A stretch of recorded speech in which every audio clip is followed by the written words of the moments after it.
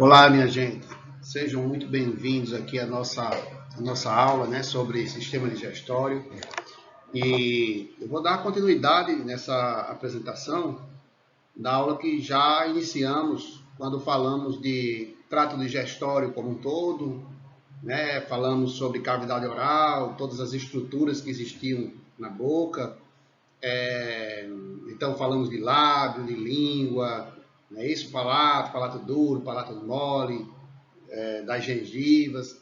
Chegamos a mencionar também, na continuidade, né, do trato digestório, a parte da faringe, não é isso? Então fizemos uma distinção para vocês do que era as regiões da faringe, da nasofaringe, da orofaringe, da laringofaringe. E a partir de agora a gente vai continuar o trajeto desse trato, né, digestório, falando um pouco mais sobre o esôfago, o estômago e o intestino delgado e grosso, certo? Pois bem, minha gente, então vocês já sabem, mas eu gosto sempre de iniciar essa parte da aula por esse slide, que mostra que nós temos aqui uma divisão, né, em camadas teciduais. Quando a gente analisa os órgãos do trato digestório, a gente percebe que nós encontramos de dentro até a parte mais externa, ou seja, da parte da luz do órgão até a parte mais exterior, nós encontramos 4 camadas definidas, né? Isso que são as camadas que vocês estão vendo. Camada mucosa, que é constituída de epitélio. Então, esse epitélio existe lá, o epitélio de revestimento, às vezes abaixo do epitélio de revestimento nós encontramos também epitélio glandular, né? Então é epitélio. Além do epitélio, a mucosa contém um tecido conjuntivo logo abaixo desse epitélio, que nós denominamos de lâmina própria. Então a lâmina própria é o conjuntivo que fica logo subjacente ao epitélio. E encontramos uma fina camada de músculo liso, que recebe o nome de muscular da mucosa. A muscular da mucosa é quem delimita a mucosa, né? A última parte da mucosa. E logo abaixo dela, nós encontraremos uma outra camada de tecido conjuntivo que recebe o nome de camada submucosa, porque está abaixo da mucosa. Os nomes são bem óbvios, né? A gente vai vendo e vai compreendendo com facilidade. Certo? Então, abaixo da camada mucosa, nós encontramos também a camada muscular, que é quem vai dar o movimento ao trato digestório, né? Aqueles movimentos peristálticos que fazem com que o conteúdo avance de um nível a outro do trato digestório. Nós chamamos camada muscular e sabemos que ela é dividida em 2 subcamadas. Uma subcamada de músculo que circula, né? O tubo. Então, é um músculo que as fibras musculares estão dispostas circundando o tubo digestório. A gente chama subcamada circular. Uma outra subcamada mais externa, que é denominada de subcamada longitudinal. A musculatura está seguindo no sentido longo do trato digestório. Por fim, envolvendo todo o tubo, toda a parte mais externa desse tubo, a gente chama de adventícia, quando é apenas tecido conjuntivo, e então o tecido conjuntivo externo final é chamado de adventícia.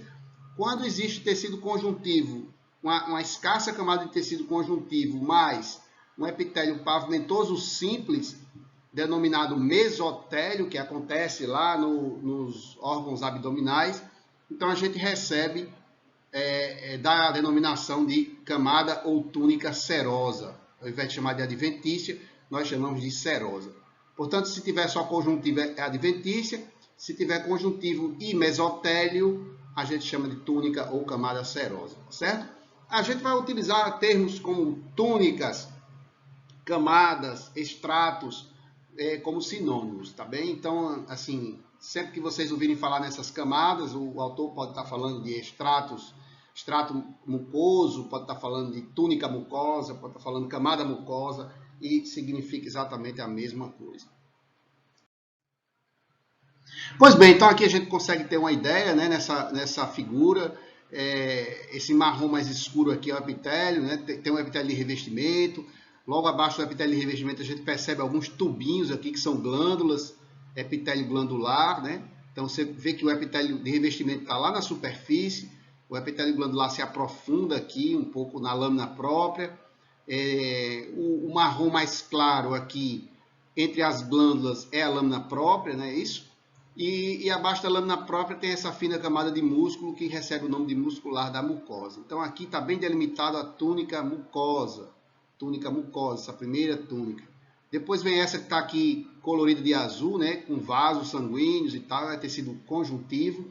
É exatamente o que a gente denomina de submucosa, né? Submucosa é essa camada de conjuntiva abaixo da mucosa. Em seguida vem essa camada marrom, que está aqui representada em marrom, uma subcamada muscular circulando o tubo. Essa subcamada muscular é a interna, né? Ou circular. Depois vem a subcamada muscular externa ou longitudinal. As duas aqui compõem a camada muscular. A musculatura do tubo digestório é exatamente que essa musculatura aqui, dividida em duas subcamadas. E, por fim, essa coisa que está aqui pintada em verde é a camada serosa, ou também poderia ser adventícia, dependendo da região, certo? Então, essas são as 4 camadas.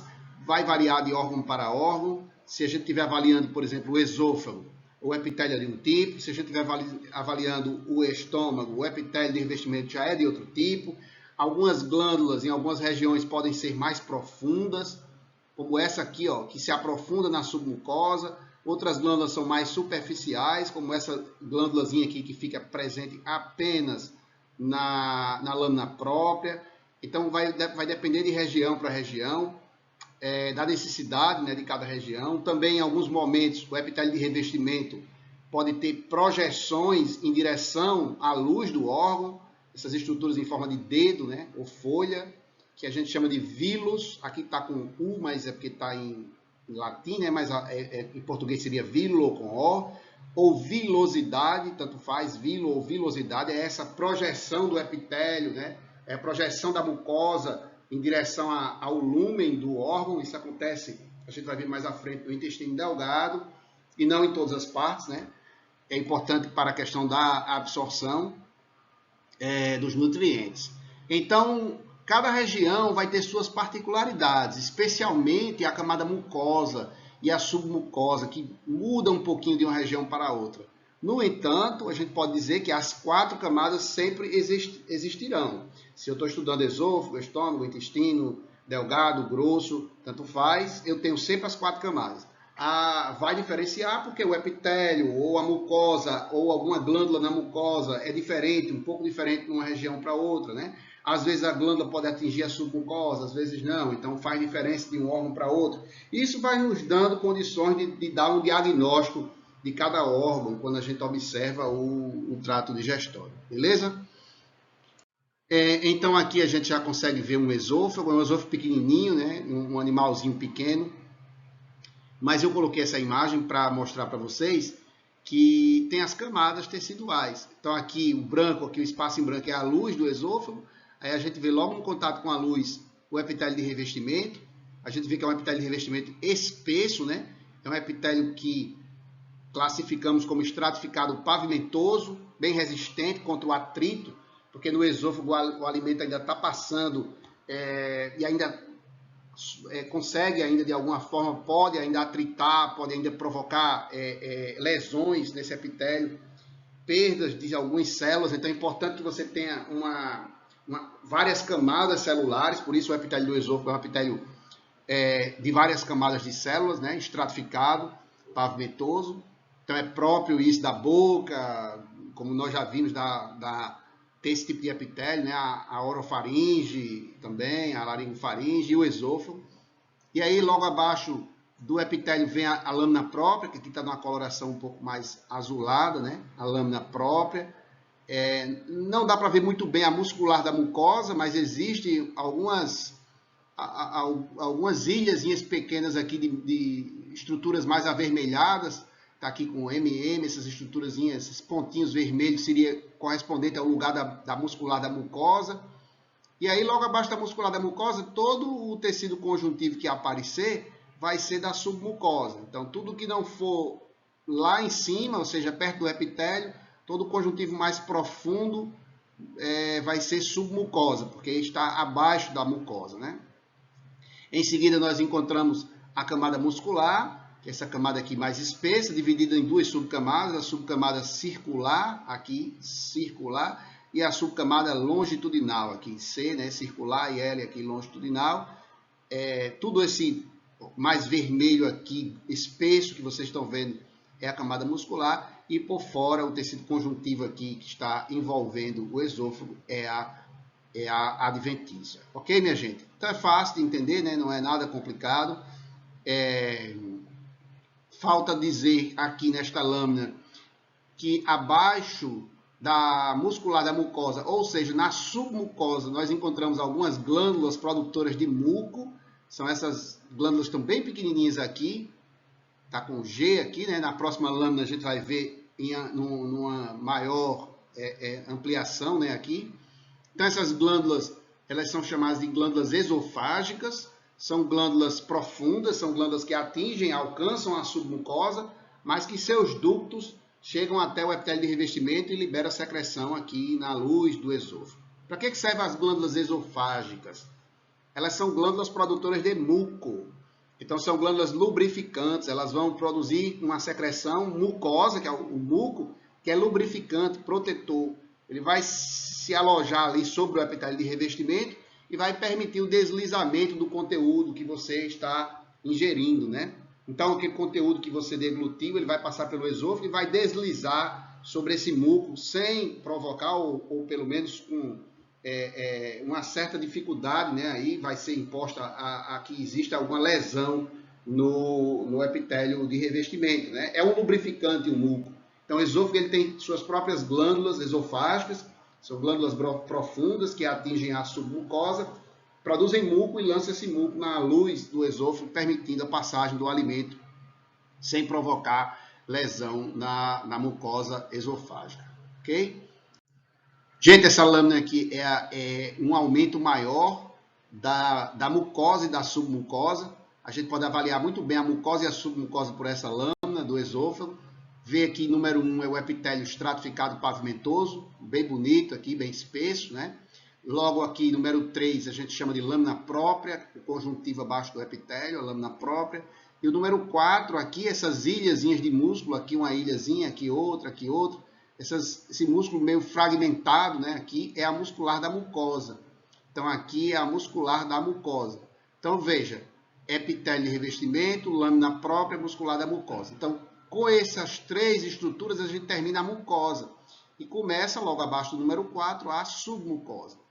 E a gente pode perceber que a submucosa está repleta de glândulas aqui, ó. Glândulas que produzem muco. Essas glândulas mais clarinhas, né, menos coradas, assim a gente lembra lá do começo das nossas aulas, que são secretores de muco.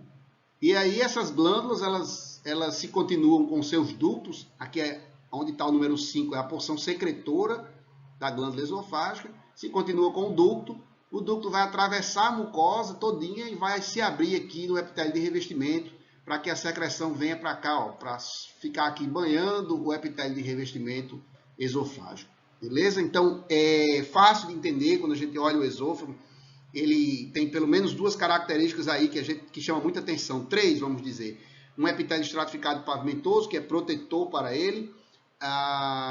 Uma muscular da mucosa fragmentada, não é contínua, ela é fragmentada em pequenas ilhas de músculo, e uma glândula profunda, né, uma glândula mucosa, produtora de muco profunda, que evidentemente que apesar dela se encontrar a maior parte dela na submucosa, ela acaba atravessando a mucosa através de ductos e chegando lá no epitélio de revestimento para liberar secreção.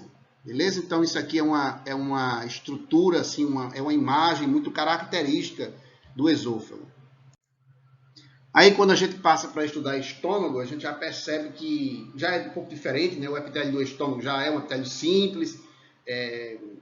As glândulas gástricas, estomacais ou gástricas, a gente pode usar um termo ou outro, né? As glândulas são glândulas superficiais, elas não atingem a submucosa. Isso faz diferença, né, entre o estômago e o esôfago, por exemplo. Tá?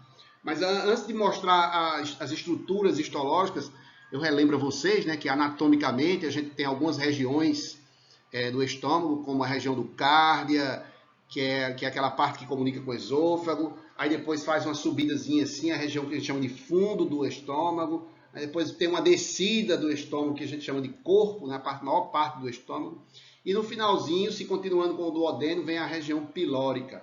Então, isso é anatomicamente, né? A gente consegue fazer essa divisão do estômago do ponto de vista macroscópico.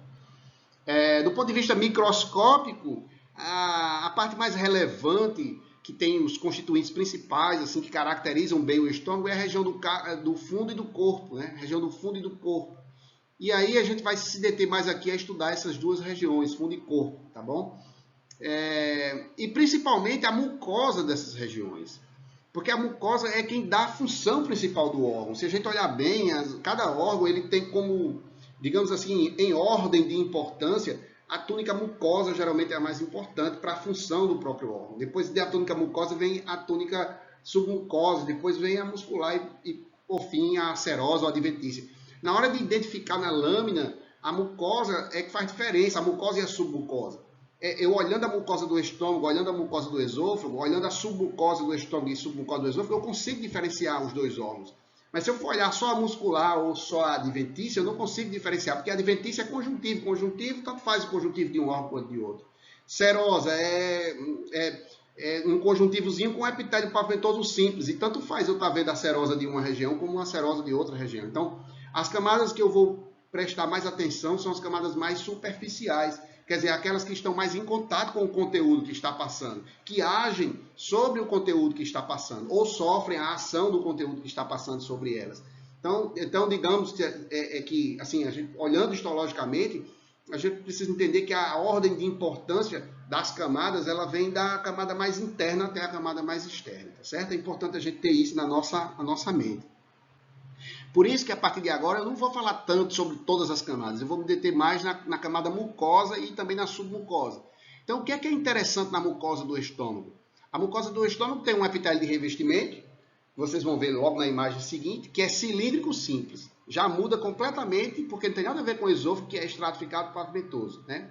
Então, o epitélio de revestimento da mucosa do estômago é cilíndrico simples. Além disso, além de ser cilíndrico simples, todo o epitélio de revestimento do estômago, cilíndrico simples, é produtor de muco.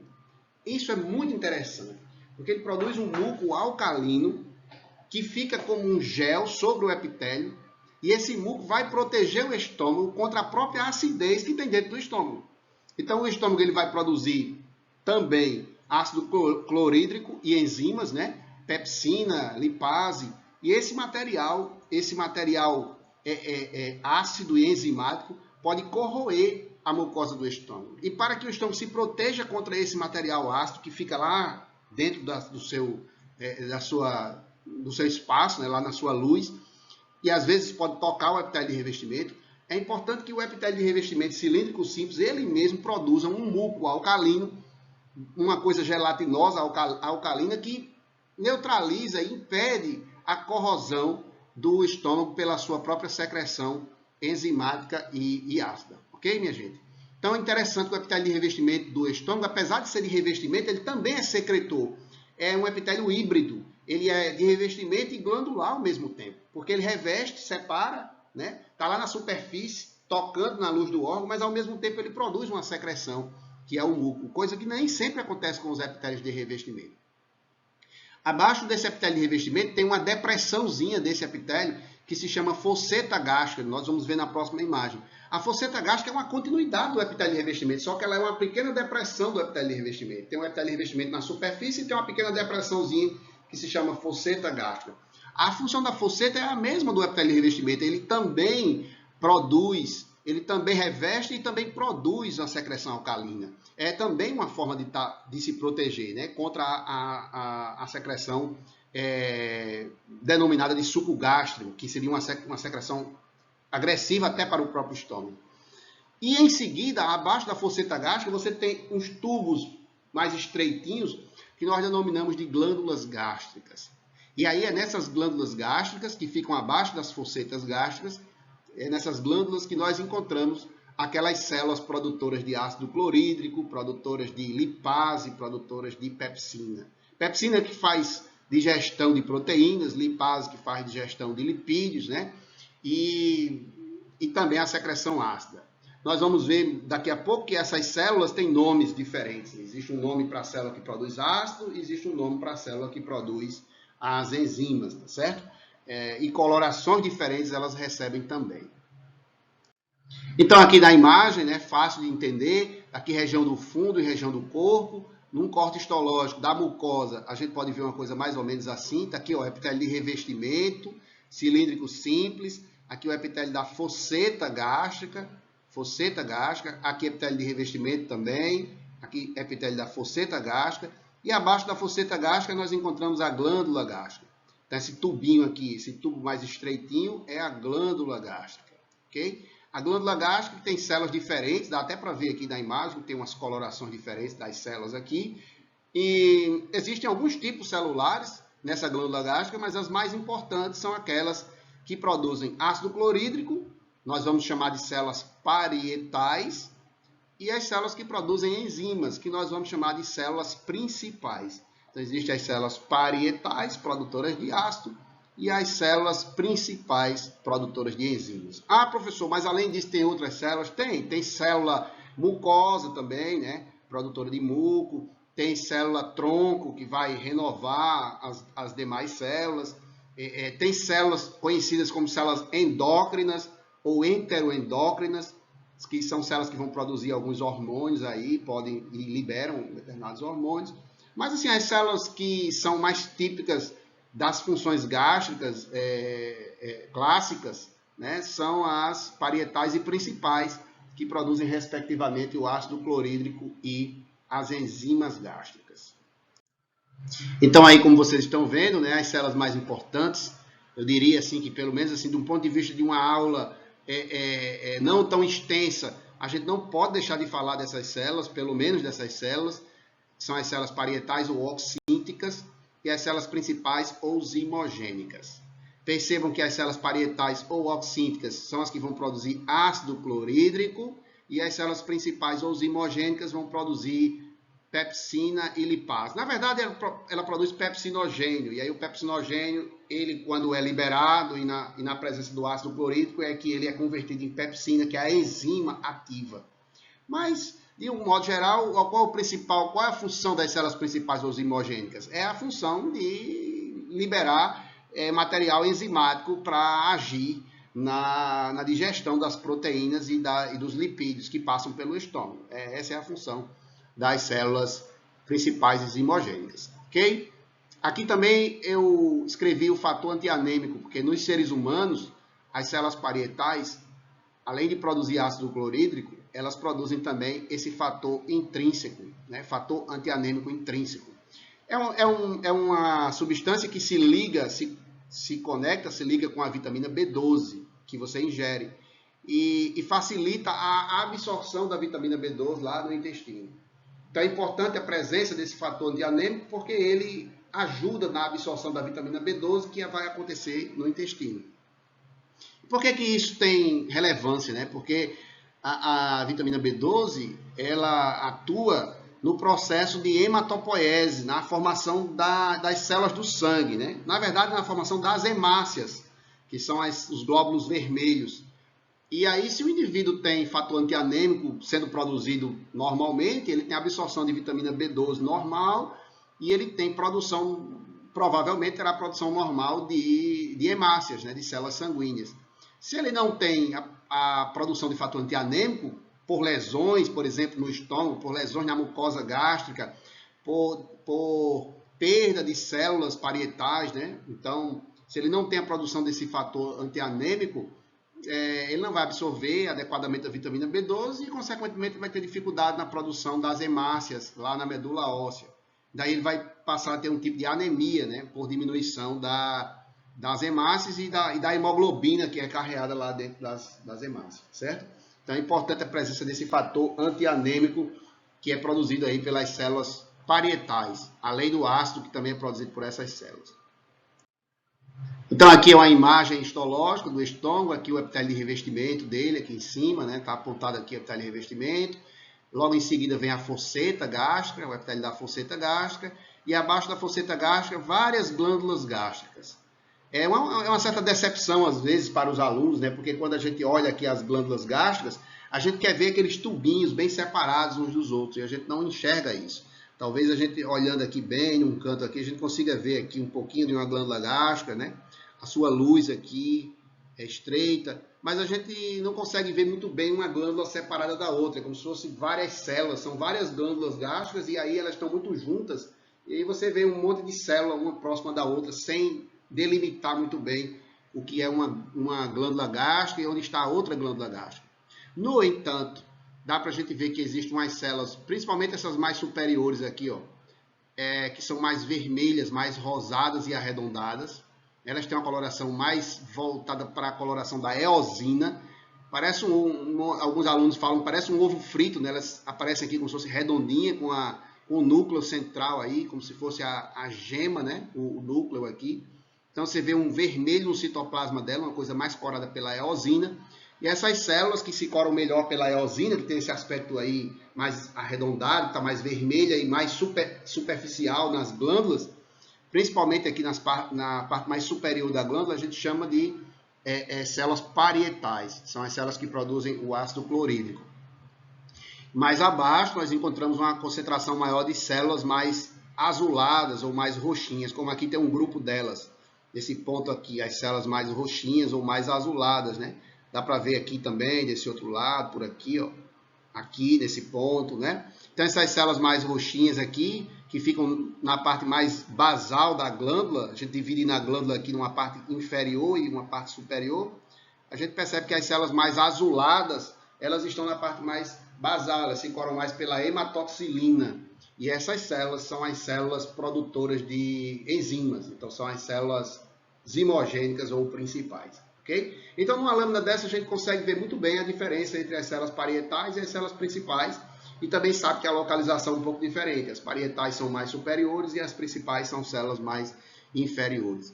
As demais células, elas são mais difíceis de evidenciar aí num corte histológico, e eu vou deixar para que vocês, se tiverem interesse, vocês podem dar uma lida no material, no livro de vocês, e identificarem essas outras células, né? As células mucosas, as células tronco, e outras células como as células enteroendócrinas que podem aparecer por aí, mas que não são ideais para serem identificadas por hematoxilina e eosina.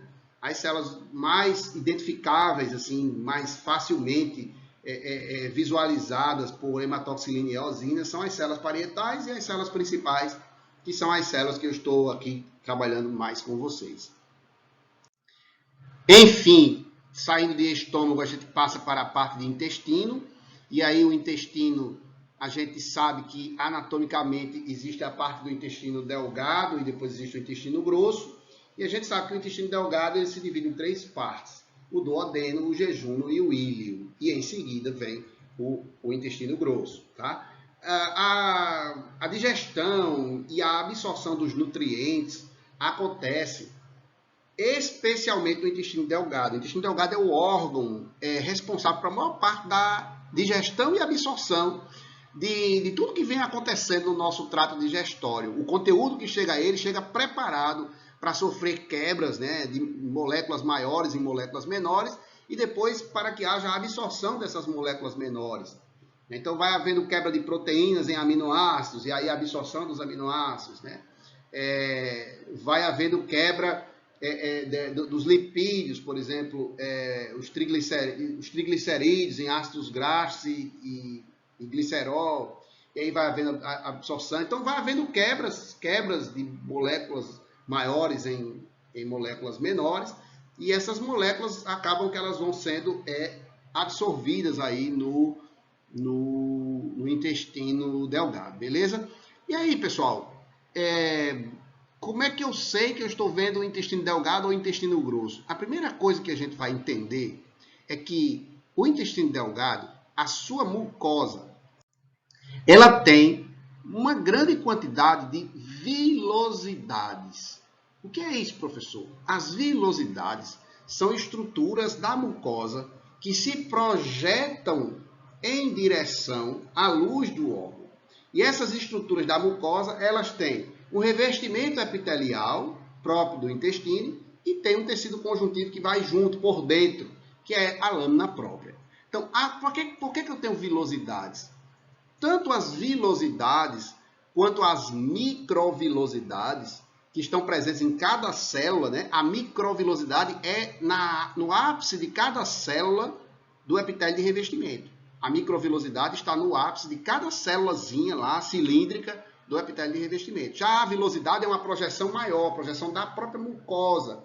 Mas todas essas projeções servem para ampliar a área, a superfície da mucosa intestinal. Porque o intestino tem alguns metros, alguns poucos metros.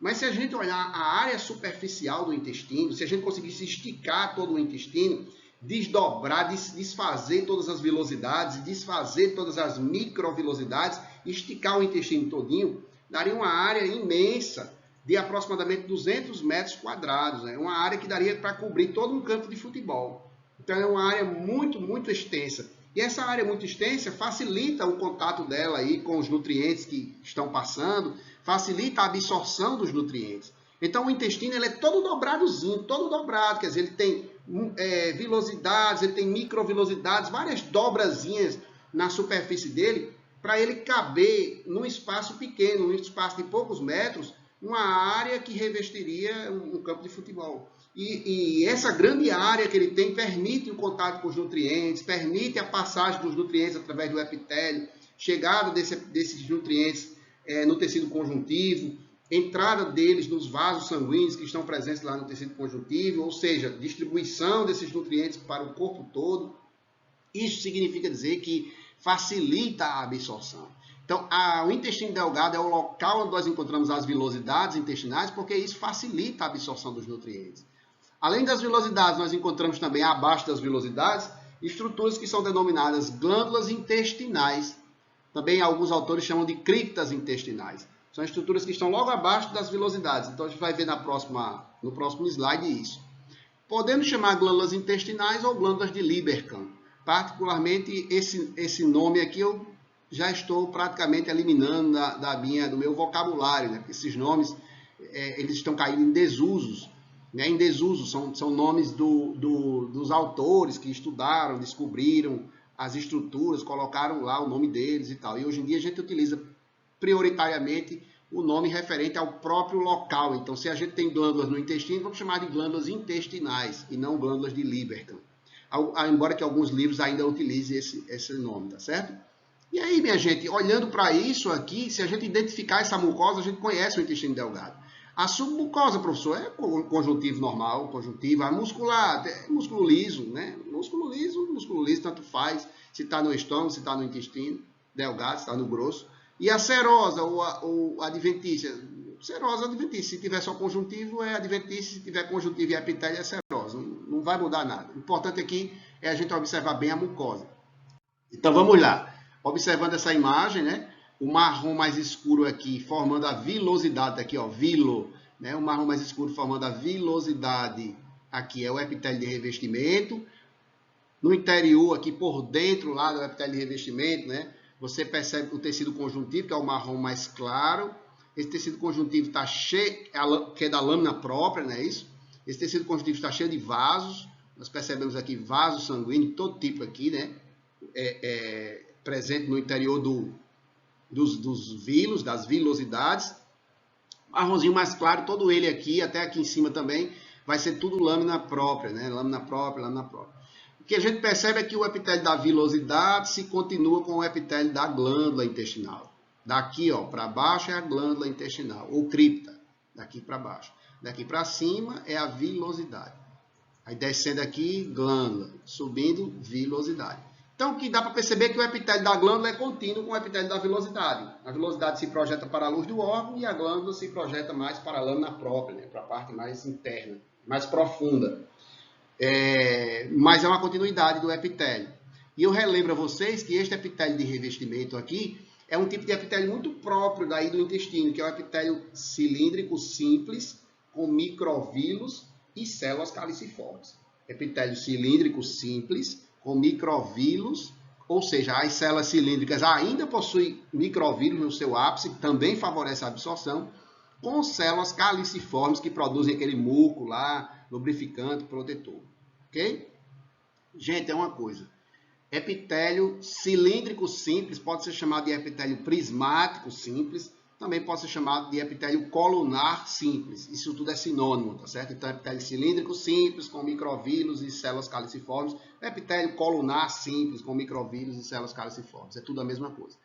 Quer dizer, professor, que aqui nós encontramos apenas as células cilíndricas com microvírulos e nós encontramos apenas as células caliciformes? Não, essas são as células assim mais comuns, mas nós encontramos outras células. Nós vamos observar, por exemplo, aqui nas glândulas, nós encontramos logo abaixo, da parte mais basal das glândulas aqui, um tipo de célula chamada célula de Pannet. A célula de Pannet produz uma enzima conhecida como lisozima. E a lisozima é capaz de destruir a parede de bactérias. Então serve para controlar, né, um pouco a quantidade de bactérias que se multiplica aí dentro do intestino da gente, que a gente chama de microbiota. São as bactérias que sobrevivem aí dentro do nosso intestino. Então a gente tem uma enzima própria nas glândulas intestinais, que são produzidas em células próprias dessas glândulas, chamadas células de Pannet, e essa enzima ela meio que destrói algumas bactérias aí, controlando a população bacteriana dentro do intestino. Além disso, nós encontramos células enteroendócrinas, vão produzir alguns hormônios, né? Hormônios que são úteis até na própria função do intestino, né? É uma forma do intestino se comunicar com outros órgãos do sistema digestório. Né? Isso, por exemplo, como é que o intestino consegue dizer para o pâncreas que o pâncreas precisa lançar enzimas no intestino? Como é que o intestino dá essa comunicação com o pâncreas? Não é por e-mail, não é por WhatsApp, né? Tem que ser através de quê? Produção de hormônios. Então, o intestino, ele percebendo que ele está recebendo nutrientes, as células endócrinas ou enteroendócrinas que estão presentes aqui nessas glândulas intestinais, elas produzem hormônios, lançam esse hormônio aqui nos vasos da lâmina própria. Esses hormônios eles vão chegar lá até o pâncreas e vai dar o comando para que o pâncreas libere sua secreção no intestino, consequentemente ajudando a fazer digestão e absorção e tal. Então existe uma comunicação entre os órgãos do trato digestório. E como é que eles se comunicam uns com os outros? Como é que avisa que está precisando de uma secreção, está precisando de outra? Através da liberação hormonal. Então as células enteroendócrinas são muito importantes nesse sentido. Até de haver comunicação entre os próprios órgãos do sistema digestório, mas não apenas, tá certo? Existe também comunicação com o sistema nervoso central, existem comunicações outras com outros órgãos que são extremamente importantes, tá bom? Bem, gente, aí saindo da mucosa, nós encontramos aqui a muscular da mucosa, né? Fininha aqui. Depois da muscular da mucosa vem a submucosa, cheia de vasos também, né? Que se continua aqui com esses vasos da mucosa. Então, a submucosa é essa região aqui, tá corada aqui em azul. E depois vem a camada muscular, dividida em subcamada interna, subcamada externa e, por fim, a serosa. Ok? Então, assim, fácil de entender, né? Aqui vem da parte mais superficial até a parte mais profunda, que seria a serosa. Aqui, uma visualização só da mucosa. As vilosidades estão bem vistas aqui, as vilosidades. O seu epitélio cilíndrico simples, com microvírus. Os microvírus ficam aqui na borda superior das células. E células caliciformes, que são essas mais clarinhas. Aqui são as células caliciformes. Aqui no centro da vilosidade tem lâmina própria. Aqui embaixo também lâmina própria. Aqui um pouco das glândulas. A gente percebe que as glândulas aqui, em algumas delas, o corte, como nessa aqui, dá para perceber que continua aqui. Porque a glândula intestinal se abre entre uma vilosidade e outra, aqui, ó, se abre aqui entre uma vilosidade e outra, mas às vezes o corte passa na glândula e pega a glândula transversal, né, transversalmente. Então aqui é a mesma glândula intestinal, só que a gente não está vendo a continuidade dela aqui, se abrindo entre uma vilosidade e outra, porque o corte aqui pegou um corte transversal na glândula. Mas é o mesmo tipo de glândula intestinal, tanto essa quanto essa, que se encontra aqui como se fosse um tubinho, né? Um tubo que se abre entre uma vilosidade e outra. Ocorre que o corte nem sempre a gente consegue ver isso. E aqui o MM aqui é a muscular da mucosa, vermelhinha aqui embaixo, fina camada de músculo que vai separar a mucosa da submucosa que fica para baixo, e depois da submucosa vem a muscular e a serosa mais abaixo ainda, ok? Então, assim, falando das células mais importantes do intestino, a gente lembra que existem duas células que a gente sempre estuda, ninguém deixa de estudar essas células. Quem estudou histologia, de qualquer forma, estudou essas duas células. São as células cilíndricas com microvílulos, que a gente vai chamar de absortivas ou enterócitos. Os nomes são bem sugestivos. Absortivos quer dizer porque participam da absorção, né? Porque são as células com microvílulos, cilíndricas com microvílulos, então são as células que participam da absorção, por isso são as células absortivas. Enterócitos também pode ser chamados porque são as células principais do intestino. E entero quer dizer intestino. Entero, qualquer coisa, né? Quer dizer intestino. Então, citocélula, enterócito, a célula do intestino. Ou seja, a célula mais abundante, mais importante do intestino, que é o enterócito. Então, eu posso chamar célula cilíndrica com microvílulos, posso chamar célula colunar com microvílulos, posso chamar de célula absortiva, posso chamar de enterócito, e corresponde exatamente à mesma célula. Em seguida, vem a célula caliciforme, que são aquelas células mais pálidas, né, menos coradas, produzem muco. Também existe em grande quantidade, principalmente nas vilosidades, mas também tem nas glândulas intestinais, tanto nas vilosidades como nas glândulas. Depois, a célula de Pannet é a célula produtora de lisozima, né? Lisozima, que eu já disse que é a enzima que destrói algumas bactérias. Em seguida, vem as células heteroendócrinas. As células heteroendócrinas que produzem alguns hormônios, né? Vocês já sabem também que tanto o intestino quanto o estômago, o trato digestório, em geral, eles apresentam algumas células aí produtoras de hormônios que acabam comunicando esse trato digestório com outros órgãos, tá certo? Inclusive com órgãos do próprio sistema digestório, como é o caso do pâncreas, da vesícula biliar, certo? Essa imagem a gente já viu, né? A mucosa intestinal. E agora a gente vai ver aqui a glândula intestinal. Aqui percebemos algumas células caliciformes. Aqui embaixo as células de Pannet, o P aqui corresponde às células de Pannet. Num corte transversal aqui ao lado a gente consegue ver algumas células cilíndricas. Consegue ver as células mais vermelhinhas aqui, que são as células de Pannet. Célula de Pannet aqui também, ó, célula de Pannet. O livro aponta que essas células mais clarinhas aqui são as células heteroendócrinas, né, menos coradas aqui. Ó. Célula heteroendócrina, célula de Pannet, célula cilíndrica, célula caliciforme. Então, algumas células que estão presentes aí nas glândulas intestinais, ok? Bem, e se eu estiver estudando para saber a diferença entre duodeno, jejum e íleo, do ponto de vista histológico, é possível fazer a diferença? O que acontece é o seguinte, o duodeno, como ele recebe o ácido que vem do estômago, ele pode sofrer lesão pela acidez que vem do próprio estômago e passa para o duodeno. Além disso, as próprias enzimas que atuam dentro do duodeno, elas não atuam em pH ácido. Então, não é interessante que o conteúdo duodenal fique ácido, é interessante que ele seja neutralizado. Para que haja essa neutralização, o duodeno é a região do intestino delgado que mais tem glândulas, que vai produzir uma espécie de secreção alcalina para neutralizar o ácido que vem do estômago e chega até o duodeno, ok? Então, como é que essas glândulas são dispostas no duodeno? Em primeiro lugar, tem as glândulas intestinais normais, que são aquelas glândulas superficiais que estão lá na mucosa, né? São glândulas que não passam da muscular da mucosa. Mas, além disso, o duodeno tem glândulas profundas, tem glândulas que são chamadas de glândulas duodenais, porque se encontram apenas no duodeno, não se encontram no jejum, nem se encontram no íleo. E essas glândulas duodenais são exatamente as glândulas que vão produzir a secreção alcalina, que vai ajudar a neutralizar o conteúdo ácido que vem do estômago e entra no duodeno, tá certo? Então, a presença de glândulas profundas, se eu estou vendo intestino delgado, se eu estou vendo vilosidade intestinal, se eu já sei que tem vilosidade, glândula intestinal, eu já percebi que é intestino delgado, olho para a submucosa e vejo uma presença de glândulas na submucosa, ou seja, não apenas conjuntivo, mas a presença de glândulas na submucosa, eu sei que não é jejum, eu sei que é duodeno, porque é no duodeno que eu tenho um reforço glandular para neutralizar, para produzir uma secreção que vai neutralizar o ácido que vem lá do estômago. Então, gente, duodeno tem glândulas a mais do que o jejum. No jejum só tem as glândulas intestinais, que são lá na superfície, que estão lá na própria mucosa, ok? Essa é a diferença principal entre duodeno e jejum. E depois do jejum vem o íleo.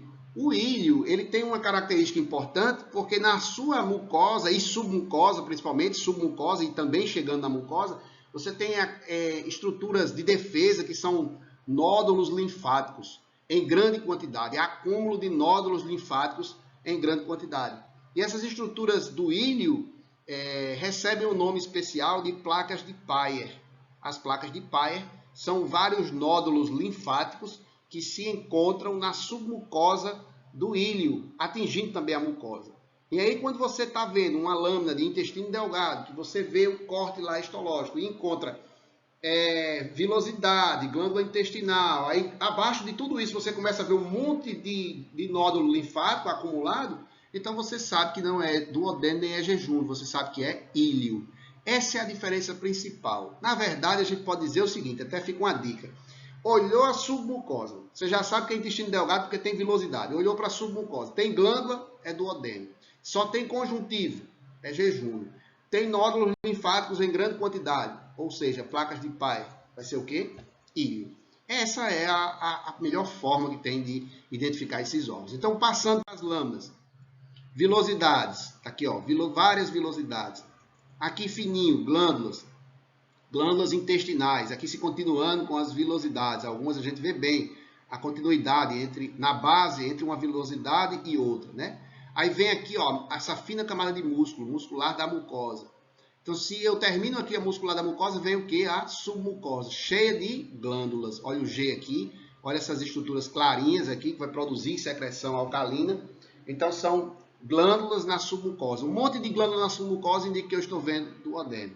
E as outras camadas? Nem precisaria, mas tem aqui, ó, camada muscular circular, né? Subcamada muscular longitudinal e aqui por fora vai ter a serosa. Ou seja, as duas primeiras camadas são as que vão definir. Tem vilosidade, é intestino delgado. Tem glândula na submucosa, é duodeno. Vem para cá, tem vilosidade? Tem vilosidade, em várias regiões aqui. Tem glândulazinhas abaixo das vilosidades, tem também as glândulazinhas intestinais abaixo da vilosidade. Tem muscular da mucosa aqui, ó, essa fina camada, parece uma plaquinha fina, logo abaixo da mucosa, né? Não, como sendo a última parte da mucosa, aí depois em seguida submucosa, todo esse conjuntivo aqui é submucosa. Tem o que nesse conjuntivo de especial? Nada, só conjuntivo. Então isso aqui só pode ser o quê? Jejum. Não pode ser outra coisa, só pode ser jejum. Olhou mucosa, submucosa. Submucosa, a mucosa tem vilosidade, a submucosa é só conjuntivo? Jejum. Vem para cá ver vilosidades intestinais, aqui em cima, aqui vilosidade, aqui as glândulazinhas, logo abaixo da vilosidade, as glândulas intestinais, aí aqui a muscular da mucosa, separando a mucosa da submucosa, e um monte de nódulo linfático na submucosa, são as placas de Peyer. Então esses nódulos linfáticos aqui na submucosa e às vezes até alcançando aqui a mucosa também, isso aqui é próprio do íleo. Aqui é a muscular, né? Subcamada interna, externa, serosa por fora. Mas o que mostra interessante aqui é a submucosa repleta de nódulos linfáticos. Isso é próprio do íleo, então não pode confundir nem com duodeno, nem com jejum. Beleza? Fácil demais. E essa diferença a gente sempre cobra os professores de histologia, porque é muito fácil o aluno distinguir quando ele está vendo duodeno, jejum e íleo na aula. Então, gente, voltando. Uma outra parte interessante aqui é que, primeiro, a ausência de vilosidades, né? O intestino grosso não tem vilosidades. Isso é algo muito relevante porque ele não vai fazer absorção, principalmente ele não vai fazer absorção. Depois, assim, a absorção de água e cloreto, né? Ele absorve principalmente água, cloreto e sódio, né? Alguns íons, cloreto, sódio e água, muita água que ele vai absorver. Como ele absorve água, o conteúdo que fica no intestino grosso é um conteúdo muito sólido, né? Um conteúdo mais duro, digamos assim, e pode provocar lesão no epitélio de revestimento. Então, para evitar isso, para evitar que esse conteúdo provoque lesão no epitélio de revestimento,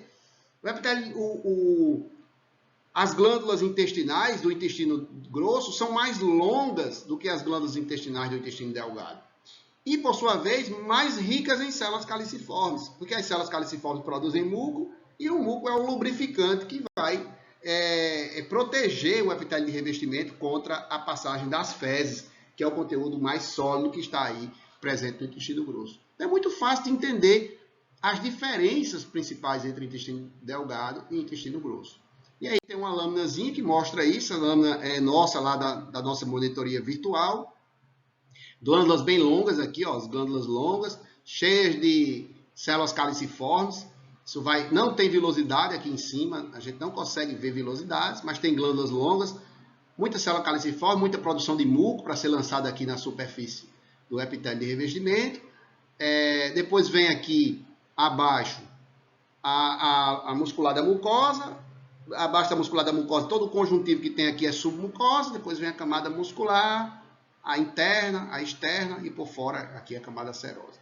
Então, minha gente, essencialmente é isso, né? Eu acho que é uma aula curta,